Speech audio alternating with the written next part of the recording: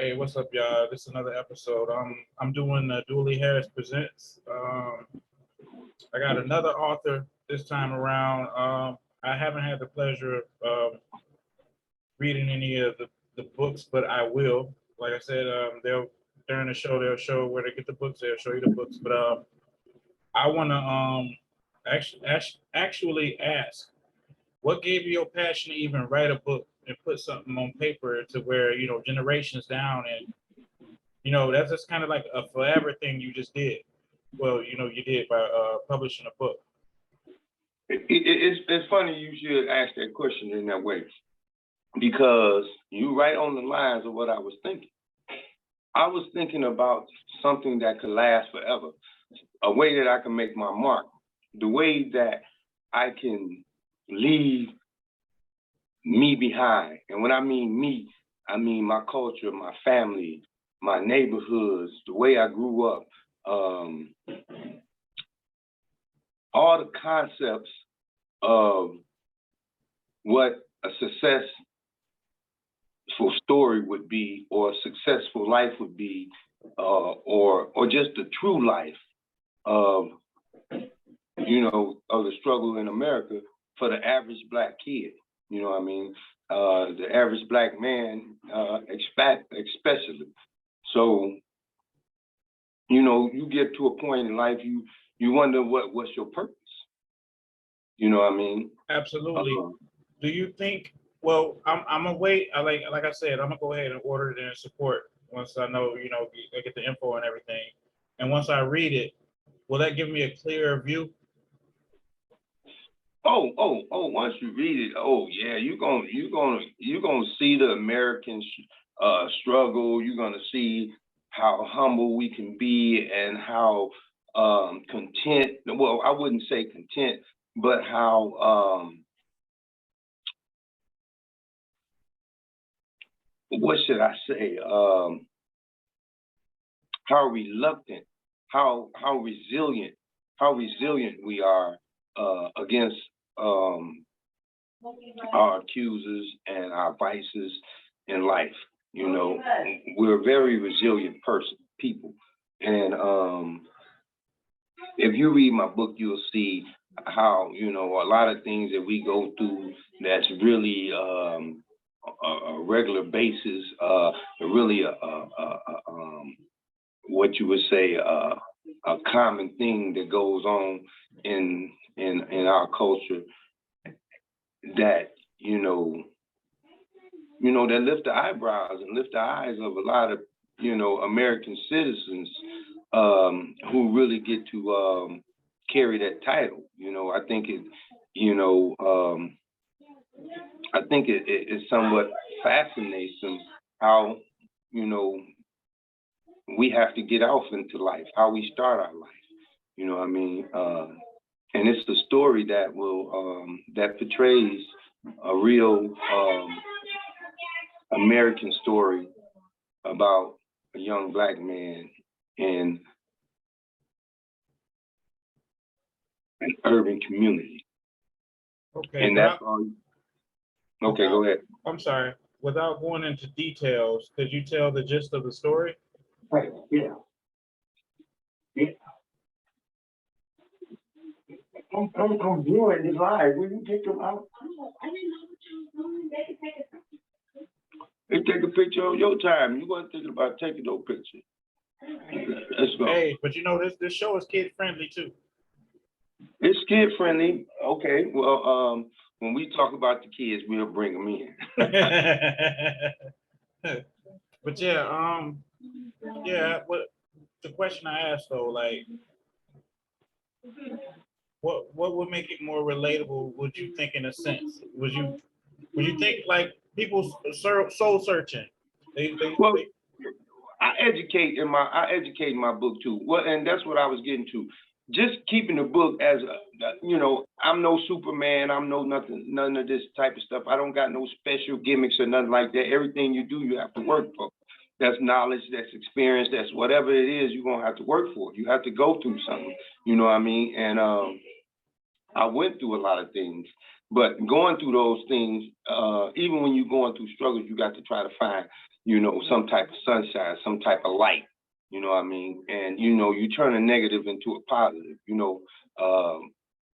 it weakens a man or a person to be taken away from their loved ones, to be stripped of their pride, to be stripped of their dignity and everything, and to be exposed like that. So he has to turn that into a positive.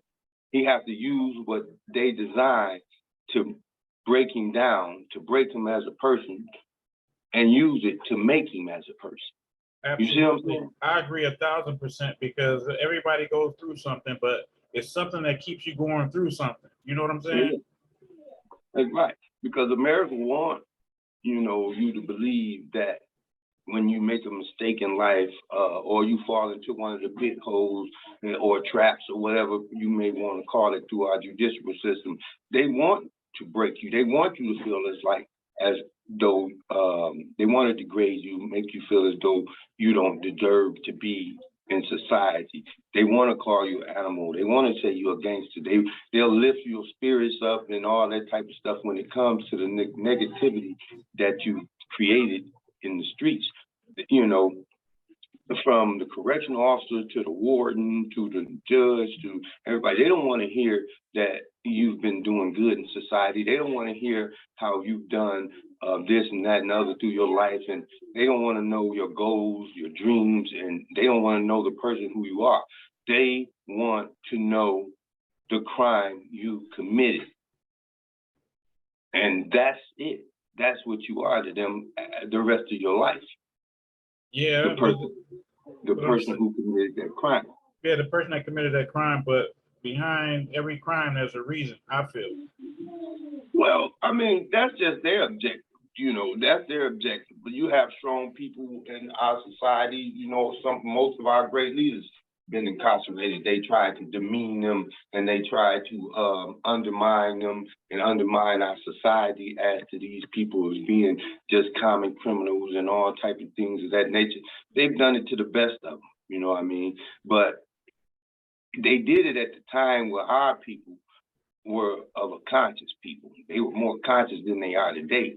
You might say that they kind of lackadaisy, because they've been spoiled.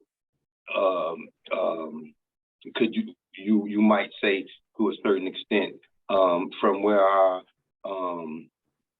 civil rights leaders, our leaders from the 50s and 60s, and even in the early 20s and 30s, people making moves and trying to make it better for our people as a whole. You had a lot of conscious, our people was conscious as a whole, I mean, as long as there's a threat that they can see, they become conscious. So, it's a threat now today. And, if you can't see it and you ain't conscious, you're going to miss it. You don't know what's going on. And also, it don't mean it ain't there either. Exactly, because it's most definitely there. You know what I mean? Just like, we were just talking the other day about, them adding slavery to the bill, trying to add slavery to some of the ballots, the bills that they're trying to get passed now. So that goes to show you the state of mind where of our intellects, of America, our higher ups, where the power is, the seats of power. That goes to show you where their mind is at. We still lead, America in crime. I'll say we still lead America in being incarcerated, and that's where they want to start slavery at, So you tell me what's on their mind. They have their own agenda, and a lot of people are like really oblivious to it. Yeah, they're leaving it into the hands of people. They want people to have mercy for them. But the people they asking for mercy is the ones that don't have no mercy in them. So is to leave your life in those hands, it's scary if you look at us as a whole people, because we don't understand that government is power. And And when you then, pass, when go you ahead. get bills passed and you get things added to the ballot that it can't be nothing positive, and nothing can become positive from slavery. Well, yeah, nothing, literally nothing. So if your mind is on that, nothing but destruction, nothing of good. But Absolutely. I can go names and countless of names rather, as far as what type of negativity it would do to us as a whole, as a people, as a society, you know what I mean? And I truly believe if you ain't careful, you know, your own people will end up putting you in slavery. And I mean us as a whole, Asiatic Black people as a whole. That is no question about that. That's like common sense ain't so common. If we can do that same thing to each other beforehand, what's stopping it from happening again? Exactly. See, we ignore. See, that's what I mean by being conscious. We have the majority of society is ignoring what's going on the higher levels of our country. They're ignoring it. They don't have time to be focused. I mean, you know, the government put enough on you to chase the American dream. You know what I mean? And to go through all the pit holes, red tapes, and all the folly that goes on trying to reach that. You don't have time to go through all the manipulation and all the fronts that they putting out there for you and to deceive, you know, our country in the ways that they want to deceive us. We don't have time to go through that. You know, everybody don't have time to go through that. That's why the government works so well, because the people don't have time to pay attention to what's going on until it's too late. And we also, well, I would say I'm trying to be better on it each day, but somebody tell them something and they believe it just like that. Hold on, wait a minute.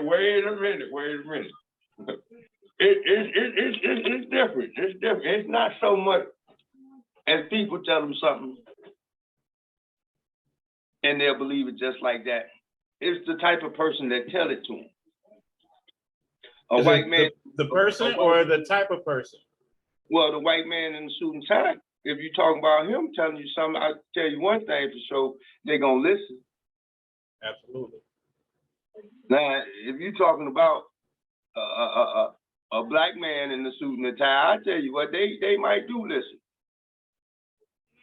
But they not listening. They're not listening for the knowledge. They're not listening for the message. They're not listening for the point. They're listening to try to discredit you. They're listening to try to degrade you. They're listening to try to put a spin on it.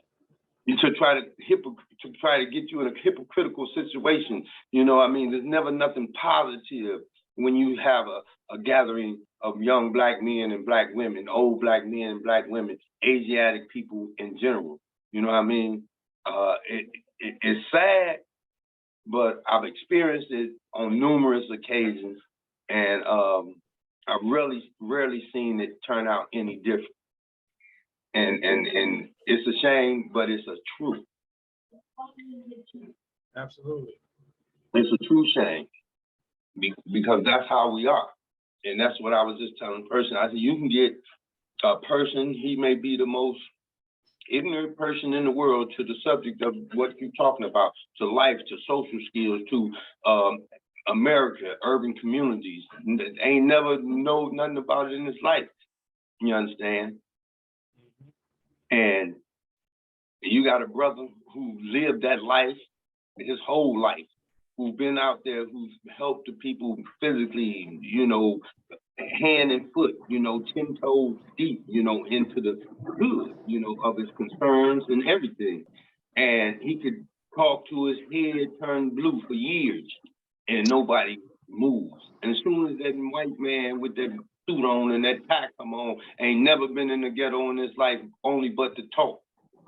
Everybody's paying attention. Because they feel like it's gonna be some type of hope, like he's gonna do something for them, And and can't that's do nothing more than the next person. right, and that's the perception that they always want you to have them. You know what I mean? And that's the one we always give them. Absolutely. And I want to ask, though, I want to go back to the books and everything. What's the name of your first book? Well, it's a trilogy, and it's called Butterfly Bitch. That's interesting. Don't let the title fool you. You understand? Well, no, I want to dig deep into the whole scenario of that book, like without giving it away, because I want to read for myself and actually, you know what I'm saying? No doubt. I hopefully we can get part 2 out. You know, hopefully before the closing of the year. You know what I mean? But we still working on that. But Okay. it is a trilogy, and the work is done. I just need to go ahead and I had to retype, so I need to go and get that done and edit it and go and put it out. Okay, so can you, in a nutshell, can you tell us what the story is about? It's about 2 people from the same neighborhood, a young romantic, dramatic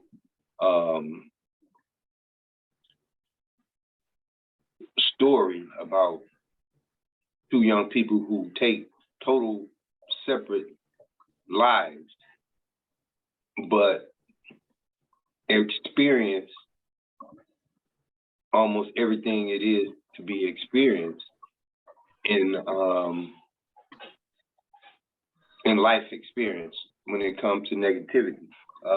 There's prostitution, there's homosexuality, identifying with it, you know, all the topics that we deal with today, police brutality, drugs, you know, just everything that we deal with. It's a real book, you know, it's real passion in it. You'll feel it if you read it. You know, I really like to leave all the rest up to, you know, my readers, because it's really gonna. I'm really a graphic writer. You know what I mean? So I don't pull no punches. We can visualize it. Right. That's a good author. Exactly. I don't pull no punches. I give very descriptive detail without overdoing it. I know how to carry a story, so if you really looking for something easy to read, but potent, that's how I can describe that. Easy to read, but very potent. Well, you got to know I'm gonna be biased about this, though. I'm going to push this to the highest rooftop because I'm biased about this. I'm not gonna get into why, but you know, I'm definitely interested in. Like, I consider this greatness. You know what I'm saying? Like, go ahead. I'm sorry. And you know what though, and do this for, and you know what? That's why I respect you and I respect your podcast so much, because you know you're not afraid to express your opinion about things. You know what I mean? Or encourage, or you know, identify. You know what I mean? Because when I was writing it for greatness, and not so much of the book, but the beginning of greatness. You know what I mean? The start of something great. You know what I mean? It's timeless. It's endless. People 100 years can read the material. People 100 years can identify with my people. You know what I mean? And like I say, I'm not the only one out there doing it. It's hip hop. It's just like anything else. But you know, we have to tell our story just like we tell it through rap, just like we tell it to the videos. We got to get a little bit more deeper. We got the thing is, excuse me, but we listen to individuals. When stuff is cookie cutter, we know it. and then the individual stands out. And that's what I see. That's what I see in you. Like, it's like I don't even know you. I'm just like pretending like not to know you just to get the point across of this is an author, this is a man, this is a man with many brilliant thoughts. And that's the way I'm looking at it. I'm not looking at it as no relationship, no color, or no creed, nothing like that. I look at it because it's interesting. And I know for a fact, I'm sorry, let me go on. I'm kind of long-winded with this one, but I know for a fact you got some stories to tell that's not even near that book. And I'm glad you said that too. Not mean to interrupt you, but that's another thing that I was looking at. See, when I meant the beginning of greatness, you know, the book is just to get me out there on that plateau. You know what I mean? It's a platform for people like me. It's a platform for writers, producers, and screenwriters, and all that. It's a platform for that. And I want to use that platform, not just to do that, but do seminars. I need to talk to the people in our society. Absolutely. You know what I mean? About keeping it going. You know what I mean? Never giving up. You understand? Letting them know the things that I've been through, the places that, you know, I've been lost in life several times. You know what I mean? But you know what? The beauty of it is a lot of people have been lost and never made it back. That's special. And that's exactly what I'm talking about. Never give up. You understand what I'm saying? Because if you give up, you have nothing else to do. You have nothing else left. You never give up.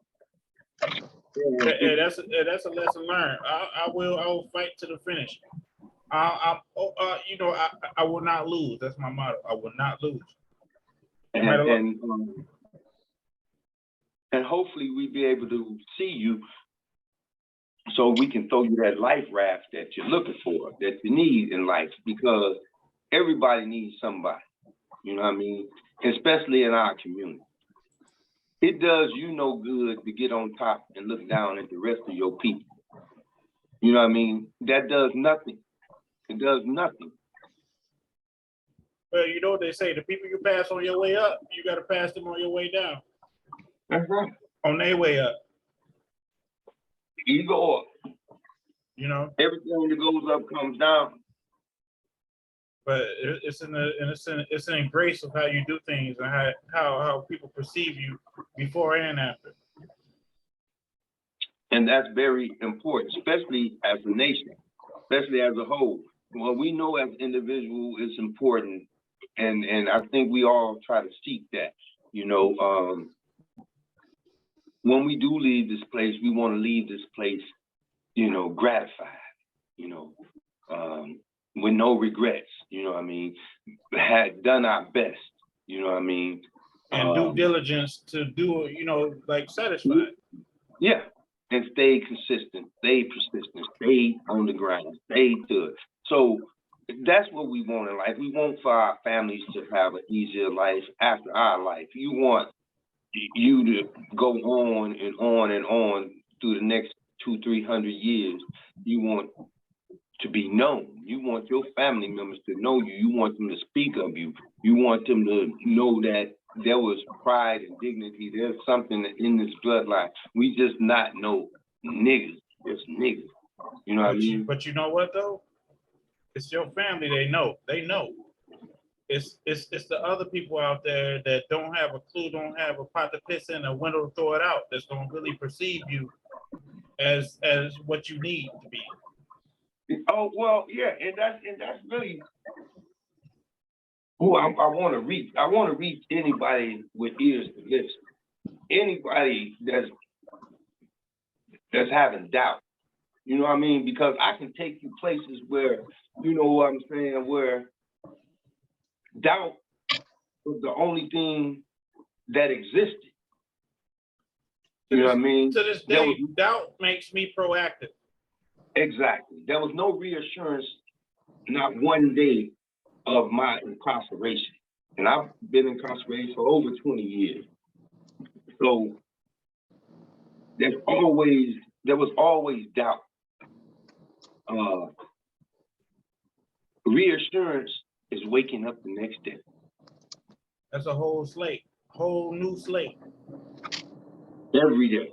every day. And people don't realize that. They drag on and drag on, oh, this, oh, woe is me. But at the same time, it's in your hands to make things great. You don't learn And it's a very true statement. And I don't want people to think this because listen, I go through all type of trials. You know, I mean, I've disappointed myself on numerous of occasions. You know what I mean? Because I consider myself as a conscious being, a conscious man. So for me to slack, you know what I mean, with no excuse is just that. I'm just slacking. You know what I mean? So I've been guilty of that on numerous of occasions. But one thing that I never do is give up.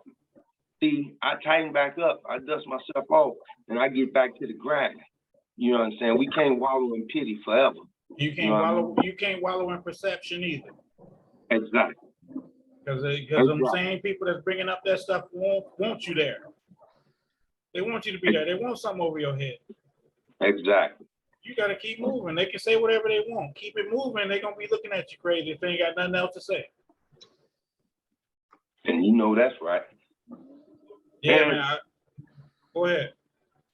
And you know, I because I wanted to touch down on the situation with our people, you know, with the Donald Trump situation. I wanted to touch down on that because I just think that our people need to stop following and start, you know, being leaders, start thinking before they jump. And start just thinking white is right. You know what I mean? And then, you know, I'm gonna say this though. This episode is not about all colors because red, purple, green, pink gonna think the same way we thinking right now, the objective and everything. Oh yeah, okay. No, without a doubt. That's why without a doubt. I'm talking about this is what I'm thinking. This is what I'm saying about stop thinking white is right.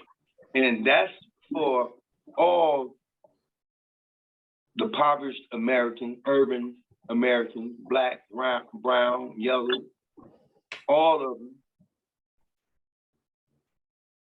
The ones who really live life. I'm talking about that 90% of Americans. And then that 70% that's bound to urban communities and things of that nature. I'm talking about those. We had a man in office, Trump, and I do not agree with his social tactics. I do not agree with his social skills, period. But what I do agree with is the moves that he made. The man didn't do nothing but do what was right for America. He wanted to give everybody a chance and give them some money to do whatever he had to do to get them back up to standard above where they were at in the first place. He wanted to give them money to try to even up these gaps between the urban communities, the suburbs, and so on and so on. Well, and what we did as the majority, we allowed somebody else's problems to become our problem. And then when our problem became a problem, I don't see nobody around. You know, that's in real life, in general. Because Trump was taxing the rich, billionaires, millionaires, multi. You know, he was taxing them. That's why they was out there picketing, trying to get him up out of there. They was trying to get him up out of there because he was hitting them in their pockets, like they've been messing over the underprivileged for decades, centuries. You know what I'm saying? Since the beginning of this country, the founding of this country, they've been messing over. So for you to get a president in that was even that did as much as he did for the underprivileged, and then you vote him out because you don't like his social, then, Well, I want to get into something too. The antics. yeah, the antics, whatever, the bottom line is this. If I'm giving you money, if I'm helping you pay bills, if I'm helping your business thrive, if I'm helping you buy homes, if I'm helping you get your children the things that they need, I'm helping you get yourself in order, I'm helping you buy property, I'm helping you start what you call generational wealth. If I'm trying to get you to that point at the beginning of that, to start that, and then before you can even get it, you throw it away. I have a question though. I have to ask. What about the percentage of people that are about the wrong thing that actually support him? Well, I mean, what do you mean by You see the prejudiced people. Well, everybody is prejudiced. Why? There's no big deal about prejudice. Prejudice and racism is two different things. It's just simple. I mean, we identify. It's just like you got 4 people sitting up here, this and that and other, and all of them got a chance of getting a scholarship or doing whatever, this and that and other, and this means something. And you got 3 black people, 2 Chinese, a white, a Mexican, whoever else up there. You're gonna be biased to make something like this, or prejudiced to make something like this happen for somebody of your nationality. So yeah, you probably will pick black. You know what I mean? Who wouldn't? Everybody, I feel, have some type of prejudice, but can you be prejudiced and can you be fair at the same time? That's the question. You see what I'm saying? Because we all identify, with what we can relate to.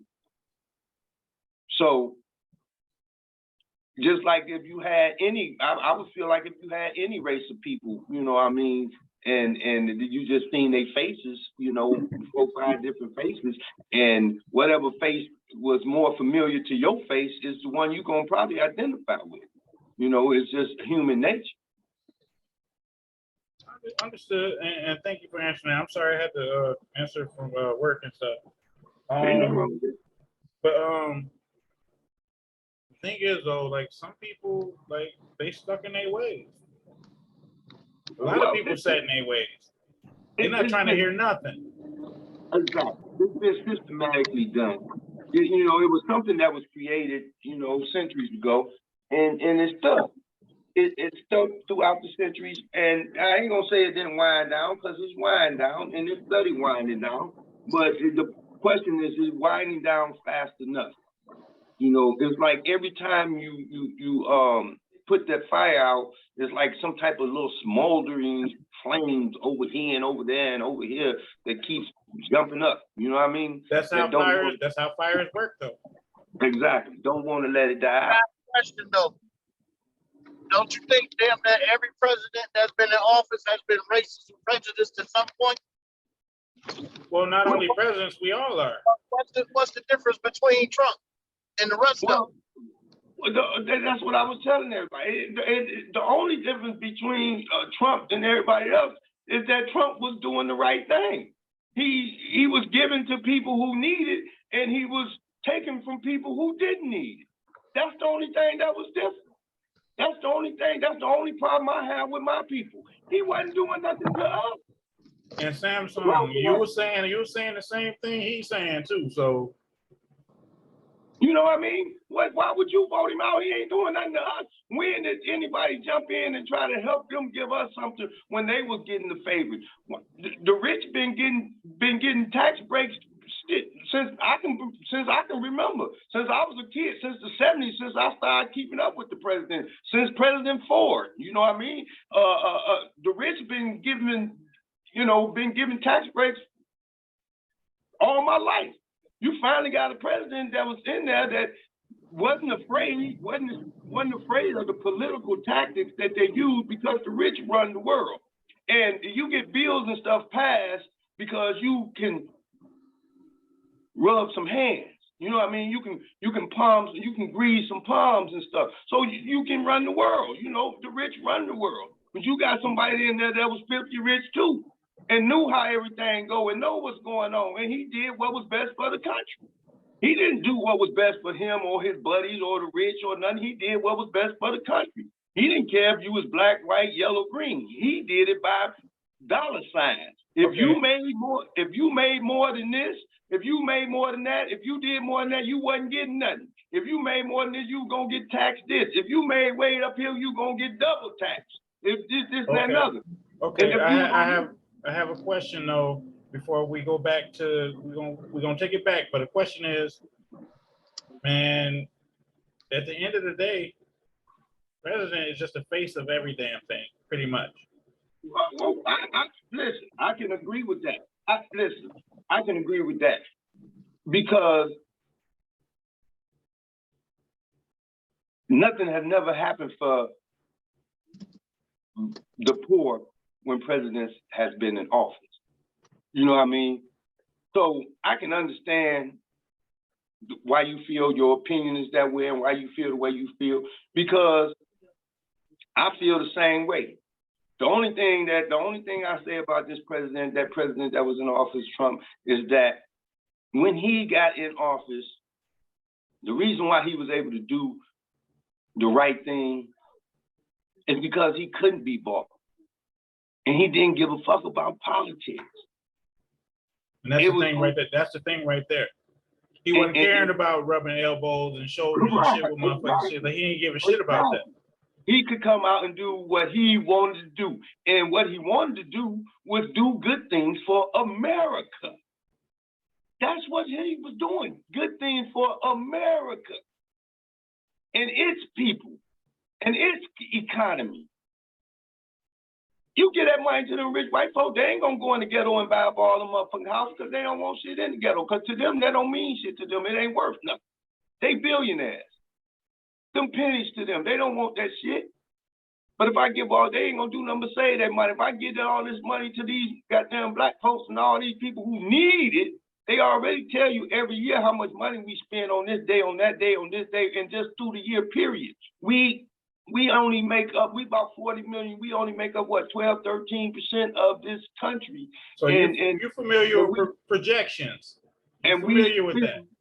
Yeah, and we spend more money than any nationality in this country daily. So he put the money where it would be spent, where it would keep our economy going, where it wouldn't stifle or stagnate. Understood.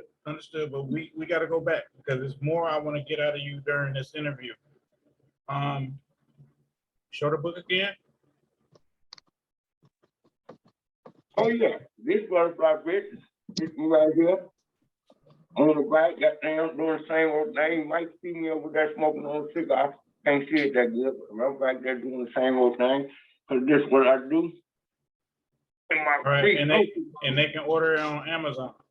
Can order it on Amazon.com. That's right. Okay. Now we taking it back. The author is Penny Harris is on the front page. It's on the front cover of the book. The irony, the last name is something, ain't it? Oh yeah, without a doubt.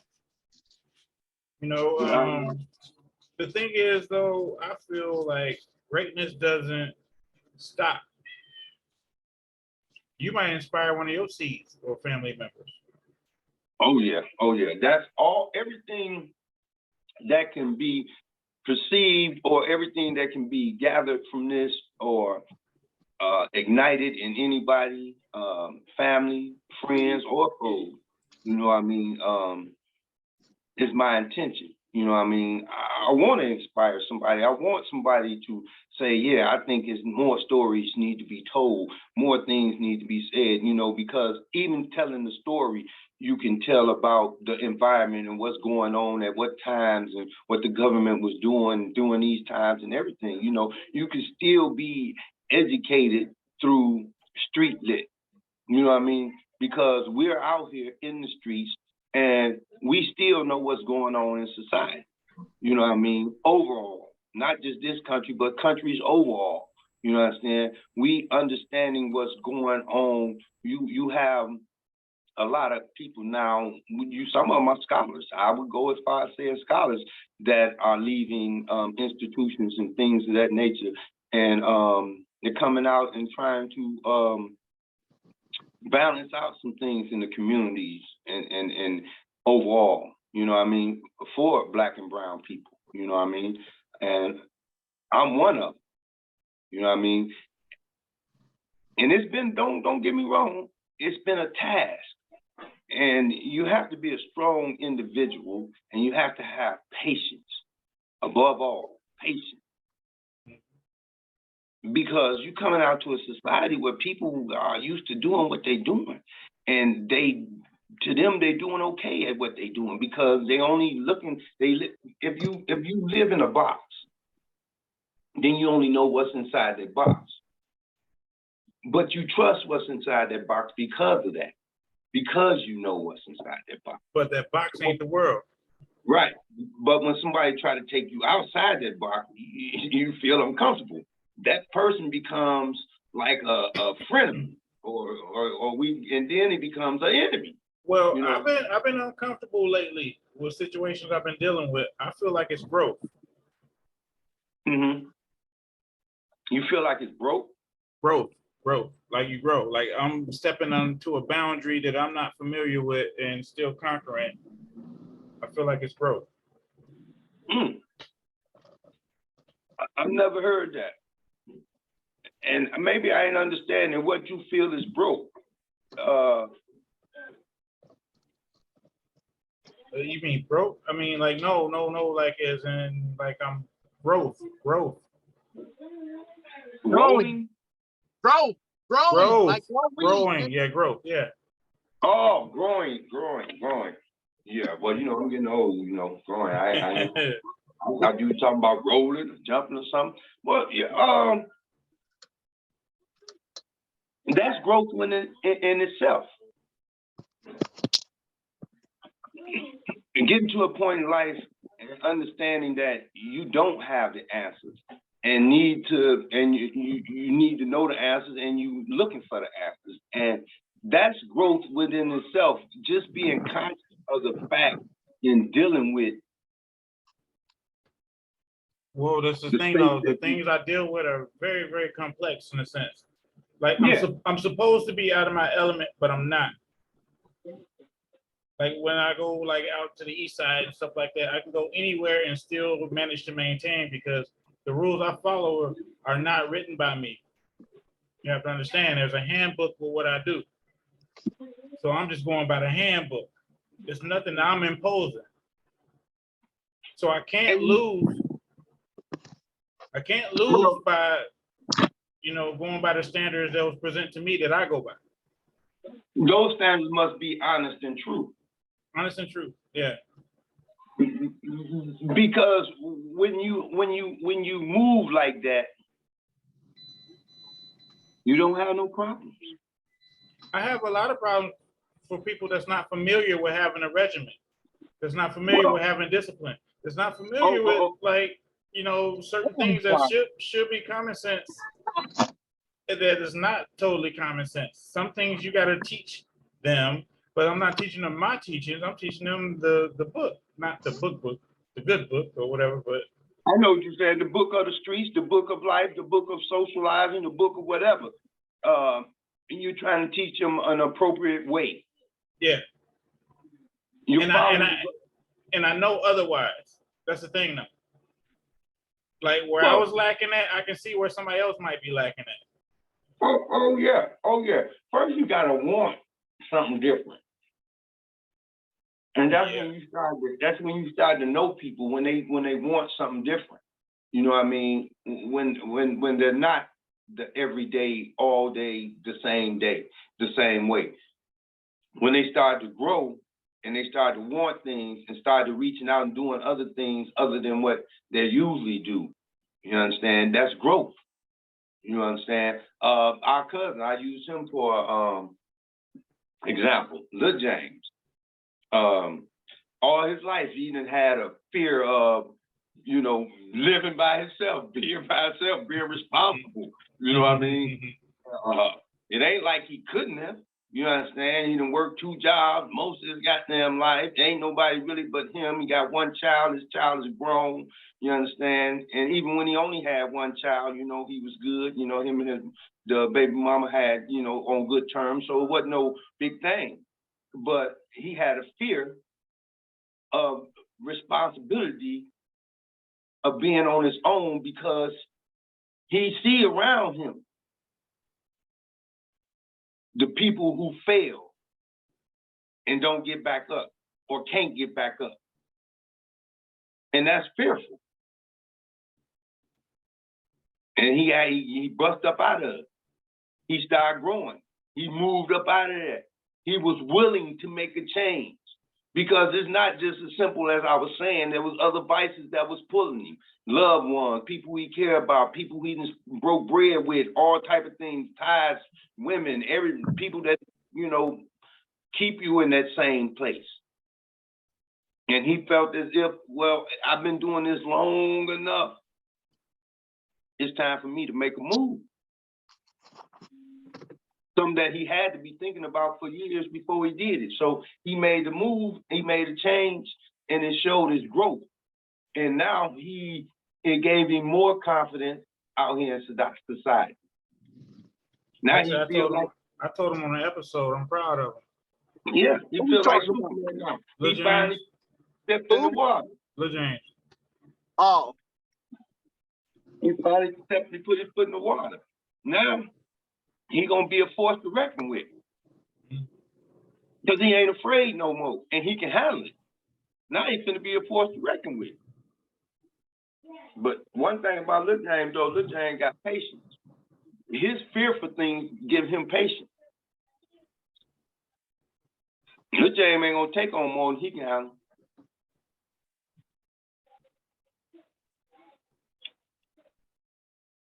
Hey, this is turning towards something different. Hey, show that book again. Here we go. Butterfly Bitch. It's a good read. It's a nice read. It's Kenny Harris. Yep, and it educates you about the streets. It takes you deep. It takes you in places that goes on, but you never know what goes on. You know what I mean? It's street. You know, these are the things that happen in the middle of the night. You understand? Yeah, definitely. And you know I had to always get you up on here though. Yep. You were saying, you said something, and I was like, damn, you need to come on here. Shit. And I got before crack rock hit the street. you get it off of Amazon.com. That's right. Butterfly Bitch. I'm open for conversation. I'm open for different topics or whatever. Because just me, I can talk about something all day, every day. You understand? But I would like for someone to bring out some topics. My topics might be a little bit too deeply involved or whatever, or in a different way, or not right there in the mix of what's going on in our community. You are under the spectrum of this platform. It's that's where I go. I'm not done myself. If you want to go there, I can go there. We make it happen. We make it work. That's the whole point of this. That's the whole absolute point of this whole platform, this whole podcast was for people like me and you to actually have a conversation and actually, go back and forth, and people can see that people can get along from all walks of life. You know what I'm saying? Like, and that's the whole point. The people. We are the people.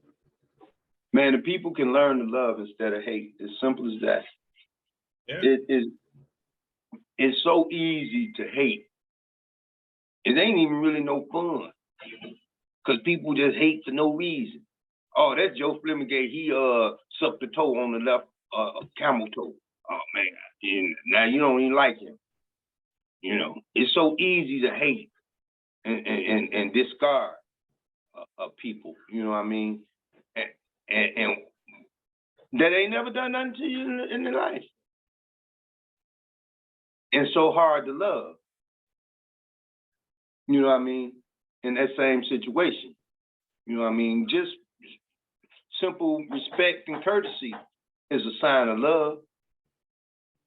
Because what you do for man, you do for God. And what you do for God, you do for yourself.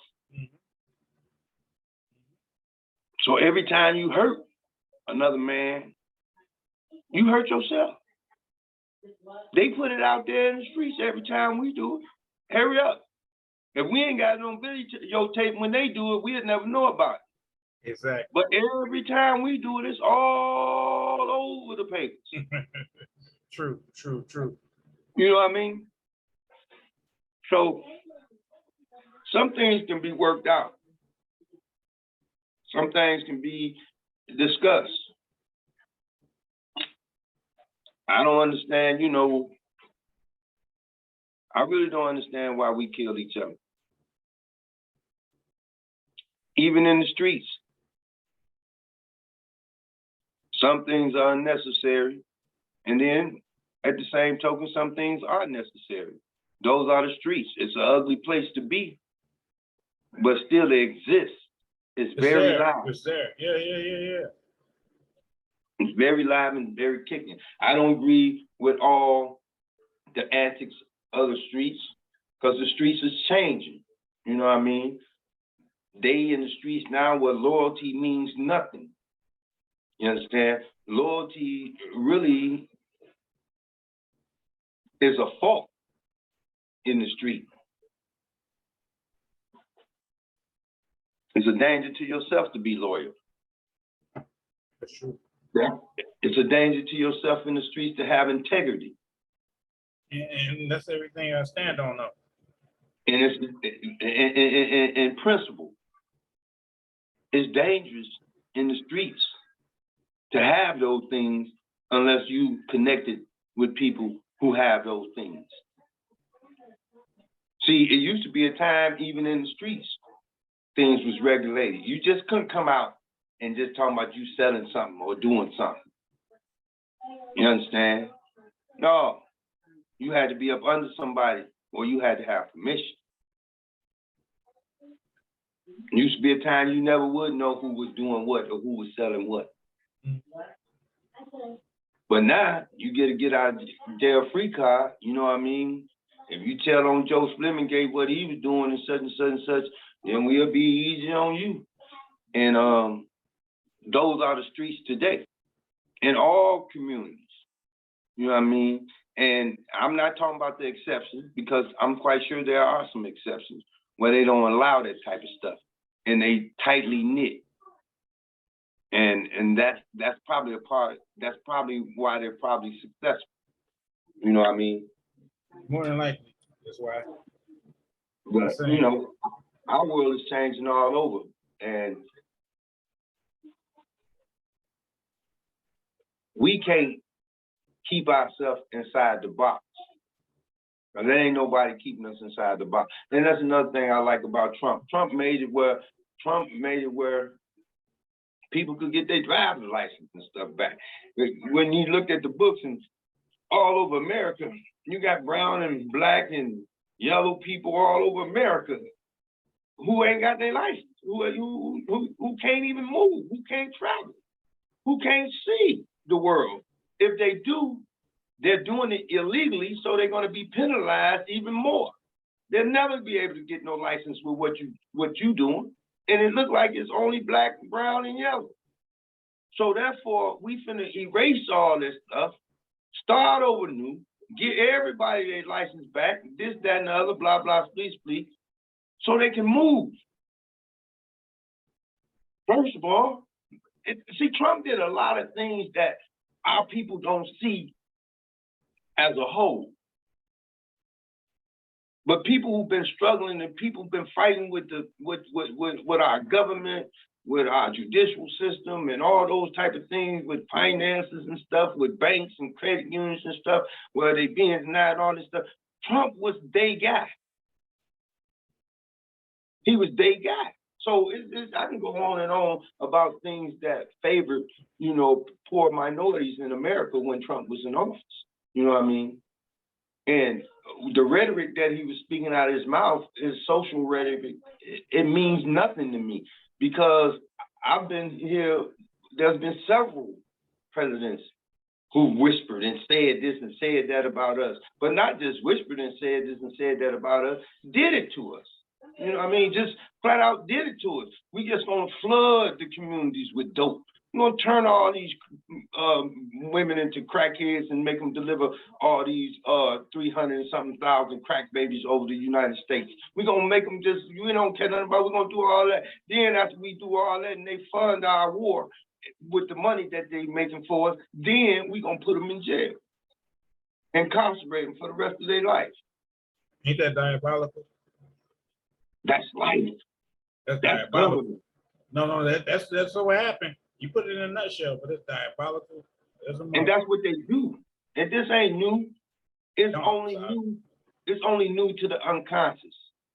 And sad to say, it's the majority. I can't. That's what they call people sheeple. I can't say it no better than them. Than Trump losing his presidential seat. We was the majority. The poor was the majority. He gave to the poor, and they had the power to keep him in office. Hey, I'm finna throw something in the mix before we get out. I remember staying with Nelly too. Ain't Nelly, ain't no doubt. That's You my had baby. Kenny with the martini glass on the wall. Uh-huh. I grew that. Yeah, okay. There's something to leave you with. Yep. I don't know. I can't remember how it looked. But I used to draw martini glasses upside down. Oh, it was upright. That's how I knew it was. I was like, was it a TV table? Somebody fought and knocked the table over or some shit? Like, it was. It was my name. Yep. Yeah, I probably did that when I was in high school sometime. I stayed with Aunt Nelly on and off all my, childhood and teenage life. It's the same way with Aunt Queen. I did that with Nelly. with She both. had me. Yeah. And I really got a lot of appreciation for Aunt Nelly and Aunt Queen too. Sorry, she even passed, but yeah, I really got a lot. I got a lot for Aunt Nelly. I really do. She helped me through a lot of times. Aunt Nelly ain't never expected nothing out of you but more than whoever you was. She never tried to change you. She kept you fed. She kept a roof over your head. And it was a place for you to be. It was a safe place for you to go. And you was welcome. My Aunt Nelly never made me feel like I wasn't welcome. Even when she kicked my ass out, she never made me feel like I wasn't unwelcome. That's deep. She kicked you out like. Well, yeah, she caught me in a girl upstairs doing stuff. You went upstairs? You went upstairs. Well, see, Richard's bedroom was actually upstairs past the bathroom, that little attic. Once you go to that little hallway, then it's right there? Yeah. Yeah, that was his room. And actually, so it kept a couple of beds in it, but he never slept in it. He slept downstairs on the couch watching TV, and I slept in that little bedroom in the basement. But this particular night, we went upstairs because wasn't nobody gonna be up there. And you wow for that. For real. Nelly came home early in the morning, called us ass up naked. So did, and throwed our ass out, but like I said, she never made me feel I wasn't welcome. I was right back over there the next night. And that's how she was. And Y'all was wild, man. I was going to school trying to have a 4.0 and stuff when I was living with her. Like, man, what? Hey, Dog, that wasn't even on my brain at that point in time. the 80s was a beautiful time for me. The 80s, it was a beautiful time for me. And then I got this other book that is on my mind, so I probably have to start writing it. It's more of a religious type book, I guess you could say. I got one already that say he's trying to tell you something. That's one of my religious books. It's already written. Like I said, I just have to type it out too, and it'll be out there. But it's a book that I'm thinking about writing, and I want to get it out. It's called He Carried Me. You know what I mean? Because there's a whole lot of times in my life where, like all through my penal system or doing all of my incarceration and everything, and I was incarcerated, but I made the best of it. And I look at it as if, you know, God carried me through all those times, you know what I mean? In life, you know, it just not he carried me through that, but he carried me through life. You know, the 80s was a real good time for me, and it may have been too good of a time for me to be able to survive it in one piece. So my incarceration, you know, I don't look at it as a setback. I look at it as somewhat of a blessing. So a lot of things going on out in the 80s, crackheads, all that type of stuff. And my friends went through it all, you know, and I look at it like, you know, God carried me through all that. You know, I didn't have to deal that with part, man. That part too, man. Seeing somebody that's alive and you don't recognize. Hey, but you know what? I gotta let this one go. I gotta chop this up, upload it, put it in the group and everything. Man, one more time for promotion though. You gotta put that book up there. You gotta tell them where to get it at. Yeah, this is Butterfly Bitch, Amazon.com, author Kenneth Harris. You see Kenny Harris on the front of that book. That's how I look, y'all. That's that real deal. You understand? You want some real stuff? No shake, none of that. It's that real deal. Butterfly Bitch. So now it's two authors I interviewed in 1 week. My favorites, though. Look, that's a big milestone for me. I don't know about y'all. I bet you in this book right here, y'all see again, Butterfly Bitch. This Isis, and D-Boy, they gonna take y'all for a ride. They ain't gonna never be no dull moments when they arrive. Absolutely. And then you got to remember, this party is on paper. You got to remember, like, all the people that read something. If you want to read something, read that. That's right. That's going to get you where you need to be. It's an easy read, so you won't have to be struggling. It's an easy read, and hopefully it educates you in our communities, but I know you will relate to it.